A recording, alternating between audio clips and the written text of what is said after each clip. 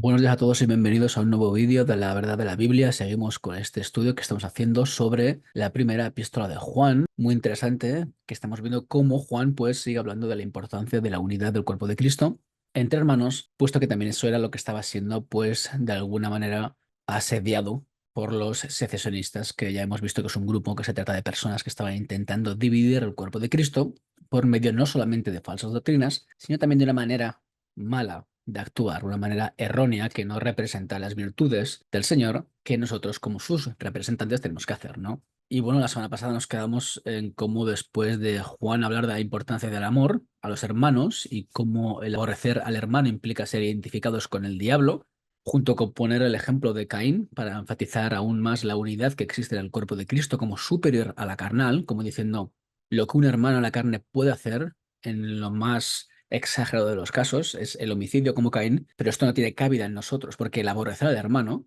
es equiparable al homicidio, ¿no? Y bueno, pues sigue hablando de la importancia de actuar, de cómo tenemos que actuar como hermanos en Cristo, ¿no? Como seguidores de Jesús con nuestros hermanos, ¿vale? Esto es importante. Y lo que vamos a ver hoy es el versículo 17 hasta el 22. Aquí está mal puesto, pero dice lo siguiente, ¿no? Pero el que tiene bienes de este mundo y ve a su hermano tener necesidad y cierra contra él su corazón, ¿cómo mora el amor de Dios en él? Hijitos míos, no amemos de palabra ni de lengua, sino de hecho y en verdad. Y en esto conocemos que somos de la verdad y aseguramos nuestros corazones delante de Él, pues si nuestro corazón nos reprende, mayor que nuestro corazón es Dios y Él sabe todas las cosas.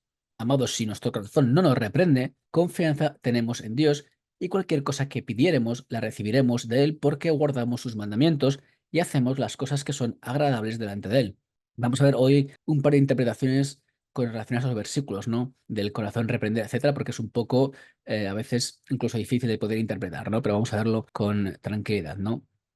Y luego dice, y este es su mandamiento, que creamos en el nombre de su Hijo Jesucristo y nos amemos unos a otros como nos lo ha mandado, y el que guarda sus mandamientos permanece en Dios y Dios en él, y en esto sabemos que Él permanece en nosotros por el Espíritu que nos ha dado. Así que vemos como después de hablar, como hemos dicho anteriormente, de la importancia de amarnos unos a los otros en comparación con el ejemplo de Caín y el ejemplo importantísimo y vital de Jesús, ¿no? Como el máximo ejemplo de lo que es realmente el amor. Pues ahora Juan expresa cómo tenemos que amarnos de una manera que no solamente sea cognitiva de lengua, es decir, que conozcamos y que hablemos de ella, sino que tenemos que amar realmente con hechos, ¿vale? Y vamos a ver cómo habla también de la importancia de la reprensión del corazón, que veremos qué puede significar esto, porque hay un par de interpretaciones bastante famosas, ¿no? En cuanto a dónde se puede llegar a entender lo que quiere decir aquí Juan, ¿no? Y luego veremos cómo hay una importancia grande en seguir sus mandamientos y creerlos y ponerlos en práctica. Así que vamos a ver el versículo 17, como siempre hacemos, vamos a ir uno a uno, que dice lo siguiente. Pero el que tiene bienes de este mundo y ve a su hermano tener necesidad y cierra contra él su corazón, ¿cómo mora el amor de Dios en él? En esta sección vemos cómo Pablo expresa la manera en la que se manifiesta el amor de Dios. Es importante que este comentario viene después de enfatizar en el amor que tenemos que tener por los demás, en el versículo 11 del 3, 14 y 15 que hemos visto anteriormente, y cómo pone el ejemplo de Jesús como el pináculo de lo que implica el amar.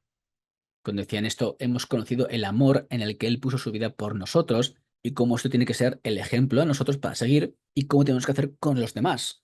Por eso dice, también nosotros debemos poner nuestras vidas por los hermanos, por el ejemplo de Jesús y luego lo que tenemos que hacer nosotros. Y después de esto, vemos cómo Juan habla del amor sacrificial de Dios y cómo éste puede amorar a aquellas personas que tienen bienes materiales y que comparte con hermanos, en contraposición de lo que vemos aquí, como hay personas que tienen bienes materiales y no comparten con hermanos, ¿no? Es como más o menos decir, si Jesús, siendo Dios, se humilló a sí mismo a hacerse hombre para entregar su vida por nosotros, y esto demuestra el amor verdadero que tenemos que imitar, ¿cómo es que podemos llamarnos hijos de Dios y no hacer una cosa tan simple en comparación como ayudar al hermano que está en necesidad? Y estas palabras recuerdan a uno de los mandamientos dejados por Dios a su pueblo en Deuteronomio 15, 7 al 8, cuando dice, cuando haya en medio de ti menesteroso de alguno de tus hermanos en alguna de tus ciudades, en la tierra que Jehová tu Dios te da, no endurecerás tu corazón y cerrarás tu mano contra tu hermano pobre, sino abrirás a él tu mano liberalmente y en efecto le prestarás todo lo que necesite. Si vemos como este tipo de amor fundamental entre hermanos, que también están en necesidad, tiene que ser algo que sea intrínseco en la vida del cristiano y vemos también cómo se ve reflejado también en el Antiguo Testamento. Como podéis ver en pantalla, la palabra mundo es la palabra cosmos que es una de las únicas situaciones en las que este caso pues toma un significado diferente. Habla de los bienes del mundo y como esto del mundo aquí en sí no es necesariamente malo. Esto es lo interesante de ver las palabras en su contexto. Sin embargo, el mostrar este tipo de actitud negativa, de tener bienes y no querer compartir, entonces sí que se trata de algo que es evidentemente erróneo y malo ante los ojos del Señor, ¿no? Y luego cuando Juan expresa y cierra contra él su corazón, la palabra que se traduce como corazón significa casi siempre, pues, entrañas, o sea, lo que son las entrañas, ¿no? O lo más íntimo del ser, del corazón. También puede ser amor, cariño, también se puede traducir como amor o cariño fraternal o entrañable.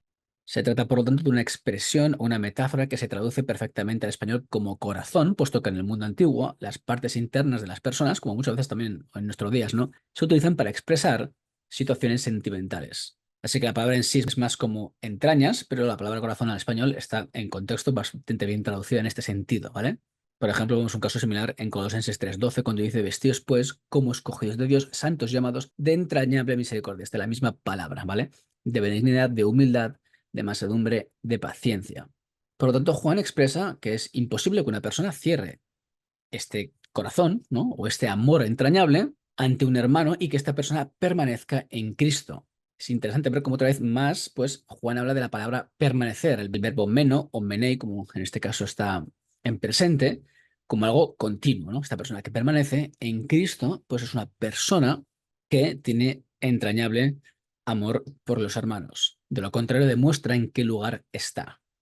En otras palabras, si una persona tiene bienes materiales y no comparte con su hermano que está en necesidad, entonces, según Juan, el amor de Dios real no está en ellos. Lo cual desemboca en una serie de conclusiones lógicas en cuanto al estado espiritual de la persona que viene aquí expresando Juan, con lo de mantenerse en Dios y lo que esto implica. Recordemos, aquellos que están en Cristo o que permanecen en Él deben de andar como el anduvo. Lo dice en 1 Juan 2:6. El que ama a su hermano permanece en la luz, 2:10. El que permanece en él no peca, 3:6, con las implicaciones que esto tenía y lo que significa en su contexto. Guarda sus mandamientos, 3:24. Permanece en amor, 4:16. Y confiesa que Jesús es el Hijo de Dios. Así que es todo este tipo de conglomerado, ¿no?, de doctrinas y de hechos que tenemos que reflejar porque somos hijos de Dios. A mí me parece muy interesante cuando habla del amor de Dios o cómo estas personas, pues, cómo pueden morar el amor de Dios en ellas, porque justamente en el versículo anterior habla de este amor sacrificial de Cristo, en el versículo que vimos en el versículo 16, si no me equivoco, y este tipo de amor sacrificial es algo que Juan repite con insistencia. Por ejemplo, en el 4:9 vuelve a hablar de lo mismo cuando dice, en esto se mostró el amor de Dios para con nosotros, en que Dios envió a su Hijo unigénito al mundo para que vivamos por él. Así que esto es el amor de Dios, este amor sacrificial, y por eso una persona que tiene bienes materiales y no comparte con el hermano que está en necesidad, pues implicaría que el amor de Dios no está en ellos, porque si Cristo o si Dios envió a su Hijo para que muriese por nosotros y para que así podamos vivir en él, y esto demuestra el verdadero amor, si nosotros no hacemos una cosa tan simple como ayudar como tenemos encima en abundancia, implicaría que el amor de Dios no está en nosotros. Este amor sacrificial, con el ejemplo, como he dicho anteriormente, más importante e incluso más extravagante de Cristo, siendo Dios, haciéndose hombre para morir por nosotros, humillándose a sí mismo. Un ejemplo que es completamente imposible que nosotros podamos hacer algo incluso similar, y vemos cómo lo que nos pide aquí ahora el Señor, por medio de Juan, es mucho más simple, pero implica claramente que el amor de Dios está en nosotros. Así que el ejemplo de Jesús es el ejemplo más importante que tenemos que tener en cuenta para poder discernir cómo hay que hacer cosas por los hermanos y cómo, si no lo hacemos, nos está diciendo Juan, este es el amor de Dios de verdad. Lo estés haciendo o no, es un amor sacrificial. Yo creo que esta carta es bastante reveladora para todos nosotros que estamos escuchando, que estáis viendo, porque implica muchas cosas que a veces lo dejamos pasar por alto, ¿no? Nos centramos mucho en nuestras vidas, en este tipo de mundo centrado en nuestras propias personas, ¿no?, e incluso en nuestras familias, y se nos olvida la familia espiritual, que para Juan está demostrando que es más importante que la carnal, si los de la carne, por ejemplo, no pertenecen a la familia de Cristo, ¿no? Esto es importante tenerlo en cuenta. Así que el concepto del amar al hermano y cómo esto se ve revelado por el trato que tenemos con los demás es algo en lo que Juan, pues, ha hecho un gran énfasis en toda la carta. Aparte de que el amor de Dios se ha manifestado en el poder de ser hechos o llamados hijos de Dios en el 3:1, también sabemos que el amor de Dios se ha perfeccionado en nosotros cuando, esto es importante, obedecemos sus mandamientos. Lo dice en el 2:5 y en el 5:3 también, lo cual implica, entre otras cosas, evidentemente, el amar con este mismo amor sacrificial que Cristo tuvo por nosotros. Por lo tanto, se puede ver cómo en este versículo existen muchos conceptos importantes acerca del amor, sus orígenes y ramificaciones, para los que forman parte de la familia de Dios, ¿vale? Importante tener esto en cuenta. Vamos a pasar al siguiente versículo, el 18: hijitos míos, no amemos de palabra ni de lengua, sino de hecho y en verdad. Aquí Juan vuelve a utilizar la palabra hijitos, tecnia, en plural, como hace en un total de 7 ocasiones en esta carta, en el 2:1, 12, 28, 3:7, 18, 4:4 y 5:21. Aunque en la traducción que tenemos en español añade el pronombre personal míos, en otros manuscritos simplemente es hijitos, ¿no? Así, por ejemplo, la traducen algunas versiones bíblicas en inglés. Aparte de esto, Juan expresa como el amor que tienen que tener ellos, y por extensión, evidentemente, nosotros hoy en día, se trata de un amor que no solamente es de boca, sino también de hechos y de verdad. Y esto es importante porque Juan no le interesa a Juan el conocimiento intelectual de ciertas doctrinas o verdades, sino también la aplicación. Es decir, de la misma manera que el amor de Dios se ha manifestado en la persona de Jesús y se ha demostrado en sus hechos, también el amor que nosotros tenemos que tener por los demás tiene que ser demostrado de esta misma manera. De hecho, la palabra que Juan usa como hecho, o que se ha traducido en español como hecho, se trata de la palabra ergon, que también implica obra. Es la misma palabra que Juan usa en unos versículos anteriores para hablar de las obras de Caín y las obras de Abel y distinguirlas como una eran buenas y otras eran malas, ¿no? O justas e injustas, como dice aquí en el versículo 12 del capítulo 3, no como Caín, que era del maligno y mató a su hermano. ¿Y por qué causa le mató? Porque sus obras, la misma palabra, o hechos, ¿no? Eran malas y las de su hermano justas. Así que vemos como hablo de hechos y de obras. Importantísimo. Tenemos que hacer hechos, no solamente amar de boca, de lengua, predicarlo, comprenderlo, sino también tenemos que demostrarlo, lo cual me recuerda mucho a lo que dijo Santiago en el capítulo 2, 14 al 17.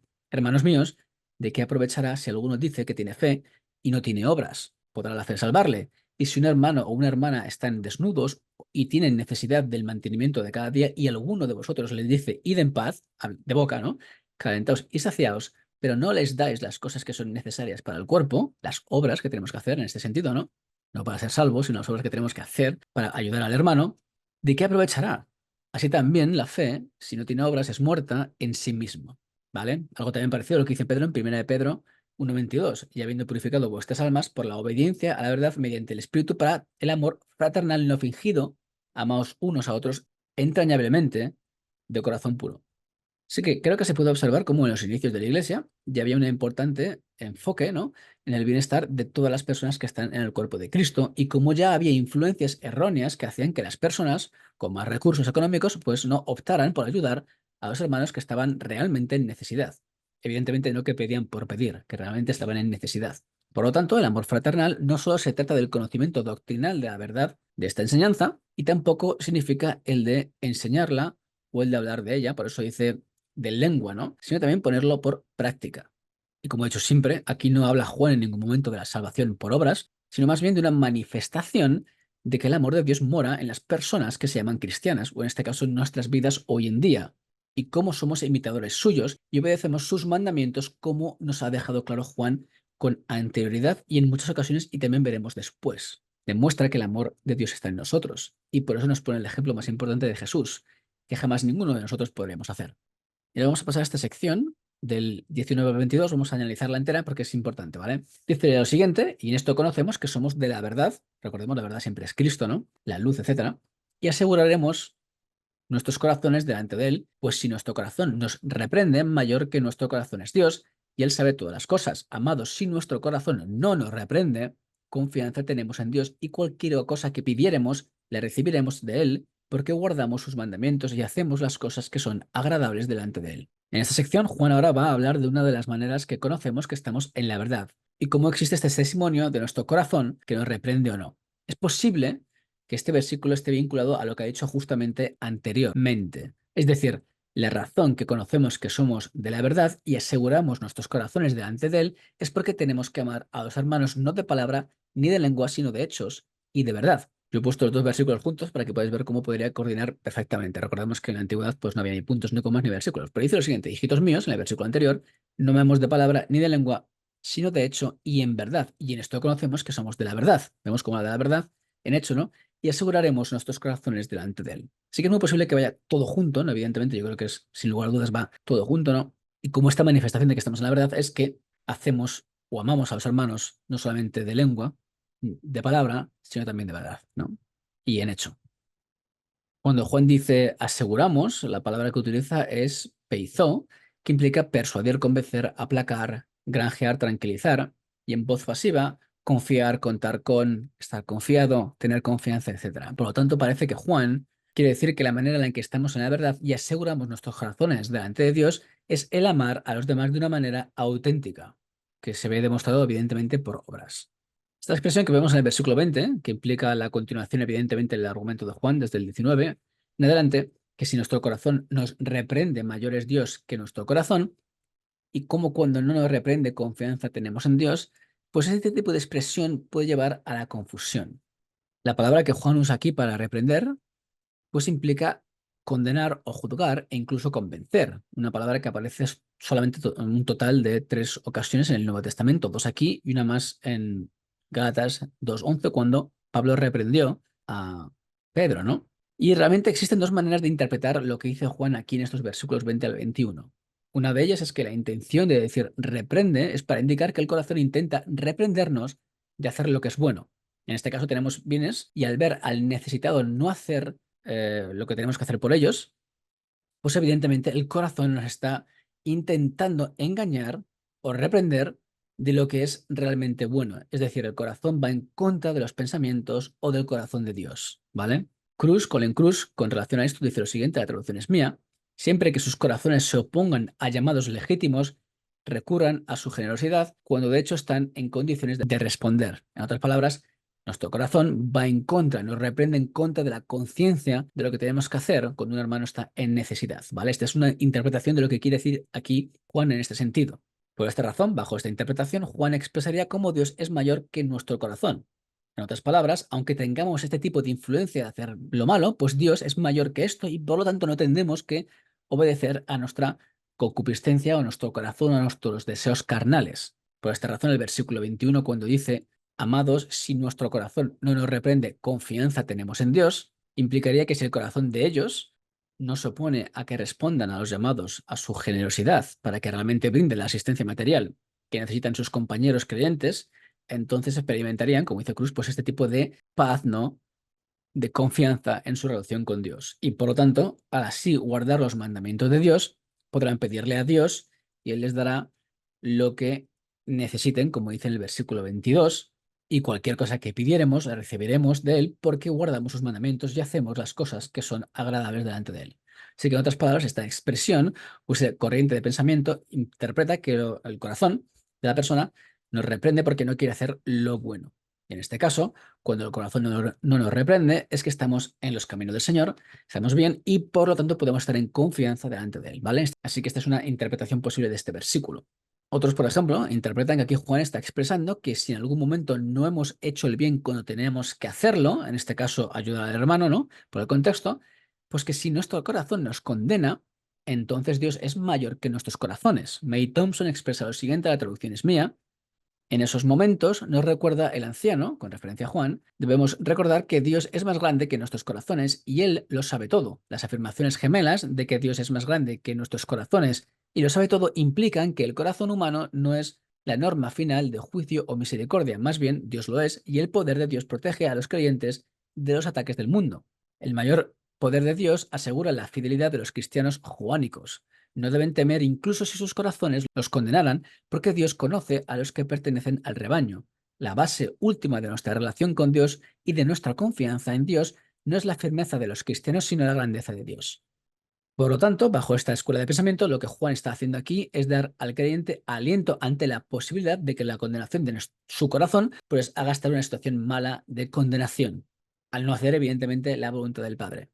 En otras palabras, aunque los corazones les puedan condenar, ellos siguen perteneciendo a la familia de Dios. Es una manera de asegurar que aunque nuestro corazón, en este caso estaría en lo correcto al condenarnos, ¿no? De que hemos hecho algo malo, que tengamos confianza en el Señor, que es mayor porque pertenecemos a su cuerpo y nos puede perdonar.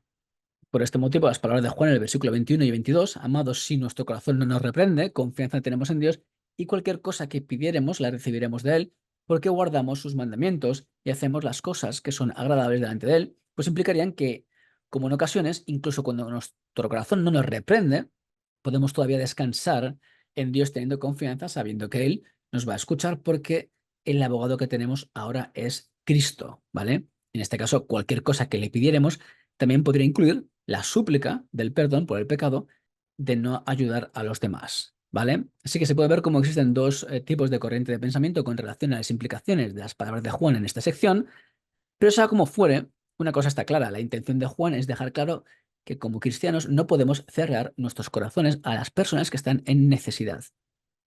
Y cómo el obrar en consecuencia, no solamente el saberlo y predicarlo, pues se trata de una manifestación de que somos hijos de Dios y por lo tanto podemos estar confiados delante de Dios y pedirle conforme a su voluntad. Es decir, aunque Juan dice que cualquier cosa que le pidiéramos, tenemos que comprender que los lectores ya sabían que esto no implica cualquier cosa que nos venga en mente y que queramos tener, sino las cosas que son buenas delante de Dios. Recordemos lo que le dijo Santiago, ¿no? A su audiencia, a nosotros hoy en día pedís y no recibís porque pedís mal para gastar en vuestros deleites. Así que lo que pidamos al Señor que nos lo va a conceder tiene que ser conforme a su voluntad perfecta, ¿vale? Seguimos, versículo 23 a 24, una unidad también, vamos a analizarlo. Dice, y este es su mandamiento, que creamos en el nombre de su Hijo Jesucristo y nos amemos unos a otros como nos lo ha mandado, y el que guarda sus mandamientos permanece en Dios y Dios en él, y en esto sabemos que Él permanece en nosotros por el Espíritu que nos ha dado. Ahora Juan nos dice que el mandamiento que nos ha dado, ¿no? O el mandamiento de Dios es que creamos en el nombre de su Hijo Jesucristo y nos amemos unos a otros como nos lo ha mandado. Una vez más, la palabra que utiliza aquí Juan para mandamiento es entolé, que Juan utiliza en un total de 14 ocasiones en esta epístola y que insta a obedecer y guardar los mandamientos del Señor. Pues en el 2:3, 4, en el 3:22, 24, en el 5:2 y 3. Así que esta palabra mandamientos pues se nos insta siempre a obedecerlos. Y como este mandamiento expresa que la luz verdadera alumbra, 2:8, y que tenemos que amarnos los unos a los otros, 2:9, 4:21, 5:2, 3:23. Así que vemos cómo se nos expresa que este mandamiento hay que obedecerlo y que, entre otras cosas, implica el amar a los demás, ¿vale? O también estar en la luz como Dios es luz. Ahora aquí en el 23 nos expresa cómo parte del amarnos unos a los otros es creer en el nombre de Jesús. Es decir, no solamente lo teológico, sino también lo práctico. De la misma manera que no es posible aborrecer al hermano y ser verdaderamente un hijo de Dios, tampoco se puede ser un hijo de Dios sin creer que Jesús es el Mesías. Así que vemos otra vez cómo se habla de todo, porque cuando dice Jesucristo en griego es Jesús el Mesías, importantísimo, ¿no? Pues a veces son conceptos que perdemos. Así que no solamente hay que creer o amar, en práctica hay que reconocer la verdad de quién es Jesús. Sigue como expresa May Thompson, aunque Juan expresa cómo el mandamiento tiene que ver con el amarse unos a los otros, en el 3:11, el 18, 4:7 a 8, etc. Y el creer en Cristo, en el 2:22, 4:1 al 3, siempre van unidos. Dice, ahora, el amor y la fe no son dos mismos mandamientos separados que uno debe de guardar para ser hijo de Dios, son dos expresiones diferentes de la morada de Dios en nosotros, porque Dios es amor, y como amor perfecto envió a Jesús, el Hijo, para darnos vida. Por lo tanto, los dos mandamientos son en realidad uno, ya que la expresión preeminente del amor de Dios por nosotros es la entrega de Jesucristo a nosotros. La relación implícita entre creencia y amor se desarrolla con mayor detalle en el 4:7 al 21. Aquí os dejo la cita que se me olvida ponerla. Otra cosa importante, el creer en el nombre de Jesús no implica lo que las palabras al parecer expresan en nuestro idioma, que para muchos implica simplemente reconocer quién era Jesús. Creer en el nombre también implica creer en la totalidad de la persona de Jesús, es decir, estar en acorde con todo lo que él ha dicho y ha hecho, por eso hay que andar como él anduvo. De hecho, Juan, que no creía en la salvación por obras, evidentemente expresa en el versículo siguiente cómo la persona que guarda los mandamientos de Dios permanece en Dios y Dios en él.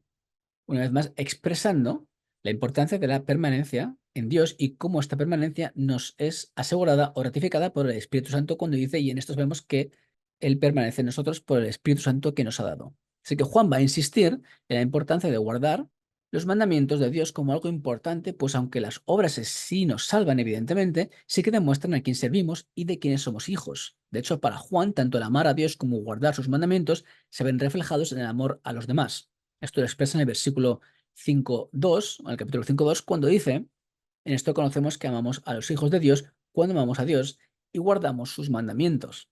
De hecho, justo después expresa cómo el amor de Dios es que guardemos sus mandamientos y cómo estos no son gravosos, cuando dice en el versículo 3, pues este es el amor a Dios, que guardemos sus mandamientos y sus mandamientos no son gravosos. Así que para finalizar ya el argumento, pues Juan expresa cómo tenemos una aseguranza de que estamos en Cristo y esto es el testimonio del Espíritu Santo en nosotros. Esto se puede tomar como una afirmación de cómo el Espíritu de Dios testifica que somos sus hijos, como Pablo habla en Romanos 8:16 cuando dice el Espíritu mismo da testimonio a nuestro espíritu de que somos hijos de Dios y de que permanecemos en Dios como nos dice después en el 4:13, en esto conocemos que permanecemos en Él y Él en nosotros, en que nos ha dado de su Espíritu. Así que como resumen de esta parte súper importante, vemos cómo en esta sección hemos podido ver cómo para Juan existe un amor fraternal de las personas que están en Cristo, que no solamente prohíbe el odio entre hermanos, sino que también se conoce y se predica y también se pone en práctica. Este tipo de comportamiento y de ética que Juan expresa se hace como motivo de poder identificar quiénes son los verdaderos hijos de Dios y aquellos que permanecen en la verdad en comparación con aquellos que falsamente se introdujeron para destruir la Iglesia con falsas doctrinas, tanto teológicas como prácticas. Independientemente de lo que impliquen las palabras de los versículos 20 al 21, por las corrientes interpretativas que hemos visto, Juan deja claro que como hijos de Dios podemos presentarnos con confianza delante de Dios pidiéndole lo que queramos conforme a su voluntad, como hemos dicho, y cómo Dios va a suplir puesto que permanecemos en Él.